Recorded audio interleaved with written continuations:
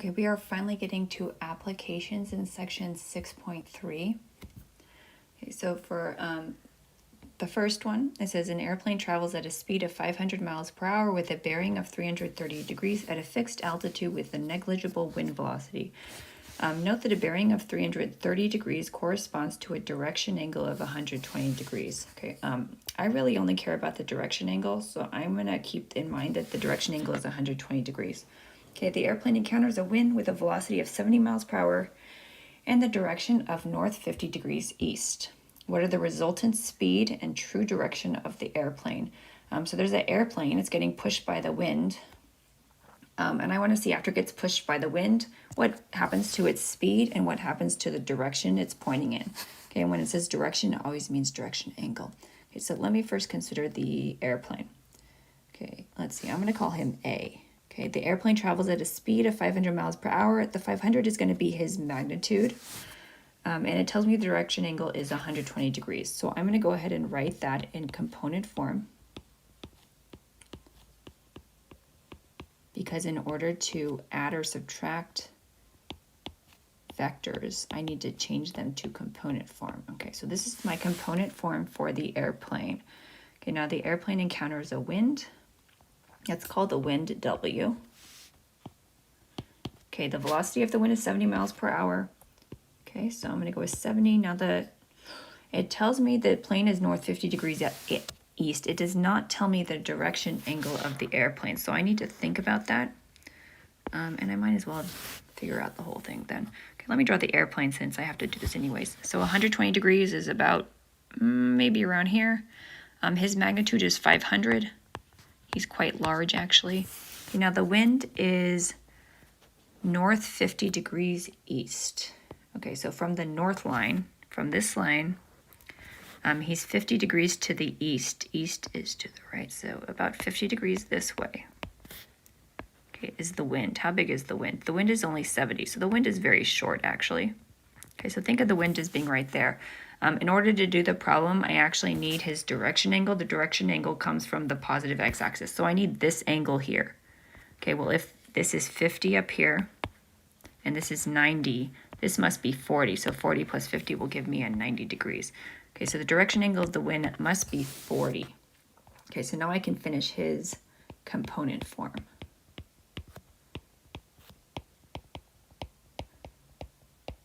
Okay, what are the resultant speed and true direction of the airplane? So I want to see what happens when the wind encounters the airplane. So I'm going to do A plus W to see what happens when I add the wind to the airplane. Okay, now in your calculator, I would just do, for the x component, do this plus this. You might have to play with the parentheses a little bit in order to get it to work. When I put it in my calculator, I get negative 196.38. Okay, then in the y component, 500 sine 120 degrees plus 70 sine 40 degrees. I get about 478.01. And in component form, this is what would happen when I add the wind to the airplane. Okay, now what are they asking me for? Okay, they're asking me for the resultant speed. Okay, if I want the resultant speed, I actually want the magnitude of what happened after I added them. And then for the true direction, they want the theta. Okay, so let me go ahead and get the resultant speed first. Let's see, the magnitude of A plus W is going to be the x component squared plus the y component squared. Oops, I put a decimal in the wrong place. There, I squished it out. And then square rooted it. Okay, put that entire expression into your calculator. So I got the resultant is 516.78. That's the resultant magnitude. And the unit should match the magnitudes of the other vectors. So they're miles per hour. You might want to just think a little bit if that seems reasonable. It was going 500 miles per hour. The wind made it looks like the wind made it go a little bit faster. So the wind made it go 516 miles per hour, which seems okay to me. Okay, now for the true direction, I actually want the theta. So let's find theta. So the tangent of theta is the y component of the resultant vector over the x component. Okay, I'm going to do the inverse tangent of that fraction. Okay, let me see what I get, and then I'll consider if that looks correct or not. Okay, I got negative 67.67 degrees. Direction angles should be positive, so I already know it's off a little bit, but let me look at the quadrant real quick. My resultant vector is a plus w, so this has an x in the negative, y in the positive, which means this is actually quadrant 2. This is not quadrant 2, so let me add 180 degrees. Okay, I got 112.33 degrees. That is in quadrant 2 because it's between 90 degrees and 180 degrees. So now I know the magnitude of the resultant vector is 516.78 miles per hour. And then the direction of the vector is 112.33 degrees. Okay, we're going to do 2 more examples. This one, example 11 and 12, are going to use the component form, but it's going to use a little bit of a different idea regarding that. Okay, so in this case it says 149.3 pounds Santa statue is suspended between 2 buildings by 2 cables, one on the left and one on the right. Because the building on the left is taller, the cable on the left forms an angle of 56 degrees with the horizontal. The cable on the right forms an angle of 23 degrees with the horizontal. The tension of the cable from the taller building is 140 pounds. Find the tension of the other cable. Okay, I'm going to sketch a picture because these angles are going to be weird. Okay, now I'm going to draw the building, but the building doesn't really matter. But it did say that it was taller on the left. Okay, so there's a cord here. There's a cord here, a cable here, and then there's Santa hanging. Maybe he's hanging from a string. I don't know what he does. He needs a hat or something, doesn't he? I don't know. Doesn't matter about Santa. It matters of what the force is. Okay, now let me go back to the problem. Okay, so the cable on the left forms a 56-degree angle with the horizontal. So 56 with the horizontal. So this is 56 degrees right here. Okay, the cable on the right forms an angle of 23 degrees with the horizontal. So from the horizontal, this is 23 degrees. Okay, the tension of the cable from the taller building is 140 pounds. So that's going to be the magnitude of this vector is 140 pounds. Find the tension of the other cable. So that's my unknown right there, the tension of the right cable. Okay, what else did they tell me? They also tell me that Santa weighs 149.3 pounds, or his statue does. Since he's just dangling there, his vector is actually going straight down. Okay, I'm going to write a vector for each of these 3 things in this picture, and then I'll figure out what to do with these vectors.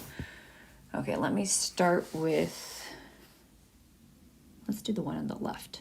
So the left, you don't have to label it. Okay, the left guy is going to be 140. The direction angle I need to be careful of because that has to come from the positive x-axis. So if I go from here all the way to here, that's 180 minus 56. So that's going to be 124 degrees for the direction angle. Okay, and then the y component, it'll be 140 sine 124 degrees. Okay, let me consider the tension in the right side. Okay, I don't actually know the magnitude of the cable's tension, so I'm going to use T. So T, the 23 degrees is already with the positive x-axis, so at least I know the angle. Okay, now I'm going to consider the Santa statue who's dangling. Okay, now his magnitude is 149.3 pounds. What's his angle though? Okay, since he's actually going straight down, one way to call his angle would be this is 90, 180. This is actually 270 degrees. So I could write it out like this.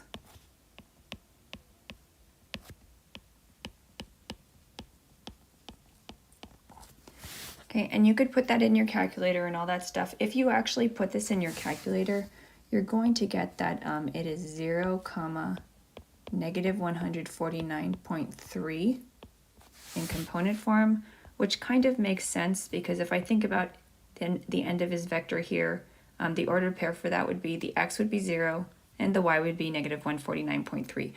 So you can either write it like this using the direction angle, or you could skip straight to this format if you recognize that that is what the result would be after you evaluate it.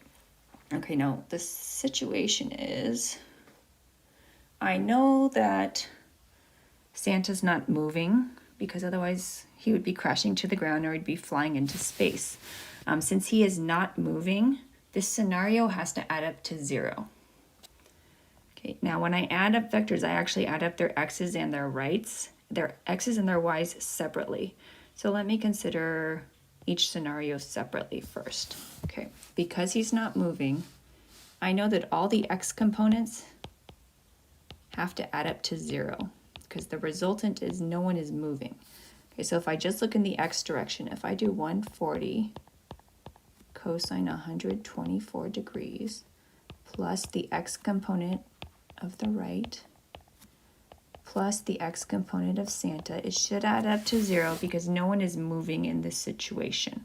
Okay, now I could actually solve for the tension just using this one equation. So let me try that.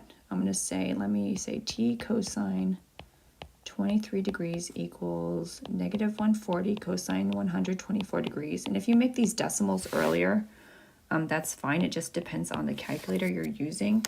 Okay, so I'm going to do negative 140 cosine 124 degrees, and I'm going to divide cosine 23 to the other side. So I get the tension in the rope is about 85.05, and what is the units? Pounds. Okay, and I'm actually done with the problem now because it asked me what's the tension of the cable on the right. Well, it's about 85.05 pounds. And I found that only using the x components. Okay, so I'm done. I don't have to do anything else. However, just to show you a different way I could have solved this, if I didn't want to use the x components, I could have just used the y components. Sometimes one looks easier than the other. If I had done the y components, I would have said 140 sine of 124 degrees plus t sine 23 degrees minus 149.3 should equal to 0. And I should be able to solve for t using this equation as well. I would never need to solve it both ways. But if you had the time and you wanted to double check your answer, that would be fine. And if you already decimaled everything, that would work as well. My answer will not be exactly the same because these are approximations. So I'm doing 149.3 minus 140 sine 124. I'm dividing the entire thing by sine 23 degrees. And I got about 85. I actually got 85.06 pounds. But that's pretty close, and that would be a reasonable answer. But again, you don't have to do it both ways. If one of them looks easier than the other, then look at it and see which one looks easier and do it that way. Okay, final example has the most algebra, but it's the same concept as example 11. It says 2 people are holding up the ends of 2 ropes with equal tension to hold up a suspended 200-pound crate. Each rope makes 65-degree angle with the horizontal. Find the tension in each rope. Okay, so there's 2 ropes, one on the left and one on the right. They each make 65 degrees with the horizontal. They have equal tension, so I'll go ahead and call them each T. And they're holding up a 200-pound crate. The crate is pulling down because gravity. Okay, find the tension in each rope. Okay, so let me consider each of these ropes. There's a left rope and there is a right rope. Here, let's call this, we'll call one of them rope 1 and one of them rope 2. Okay, let's make this rope 1, just so you know what I'm talking about. Okay, so for rope 1, if I write him in component form, he would just be t cosine 65 degrees, t sine 65 degrees. And I am trying to figure out what t is because that's the tension in the ropes. Now rope 2, that should be a 2, has the same tension, so that's not going to change. The direction angle is not the same though, because remember the direction angle has to come from the positive x-axis. So I actually need this angle in order to put it in component form. If that's 65, if I do 180 minus 65, the direction angle for rope 2 must be 115. So rope 2 is going to be t cosine 115 degrees, t sine 115 degrees. Okay, now for the crate that's pulling straight down, Okay, remember there's two ways to think about it. One would be, what is the direction angle of this guy? The direction angle of this guy is actually 270 degrees. And his magnitude's 200, so I could say 200 cosine 270 degrees, 200 sine 270 degrees, and it would be fine to work with it like that. If you look at it and you can tell it's pointing straight down in the y direction, you could also just write this as 0, comma, negative 200, which is what you get when you put 200 cosine 270 degrees and 200 sine 270 degrees into the calculator. Okay, now in the previous problem, we were able to solve by using only the x component or only the y component. So let's just set up the x component and see if we can solve it that way. Okay, so if I only look at the x components, because the crate is not moving, the sum of these vectors must add up to 0. Okay, so let's see. So in the x direction, this plus this plus 0 must equal to 0. Okay, let me try to solve this. I'm going to get t cosine 65 degrees equals negative t. Okay, let me put it in the calculator and see if I can do anything with that.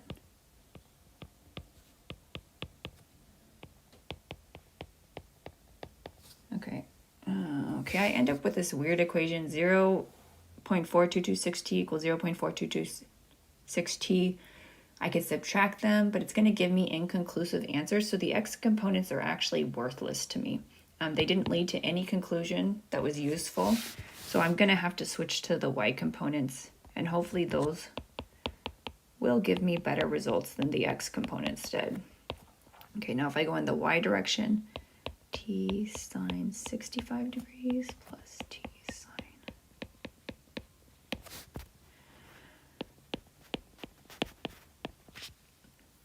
Okay, let's see. I'm going to move the 200 to the other side.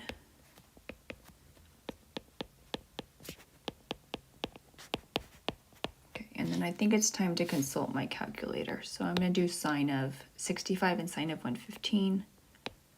And if you can add those up at the same time, you're welcome to do so. 0.63t equals 200. Let's combine the like terms. 1.26t equals 200. And then if I divide both sides, I get the tension in the rope is 110.3, and the units on this should be pounds to match the crate. Okay, so I got the same. I got 110.3 pounds. I had to use the y components only because the x components were inconclusive and didn't give me any useful results.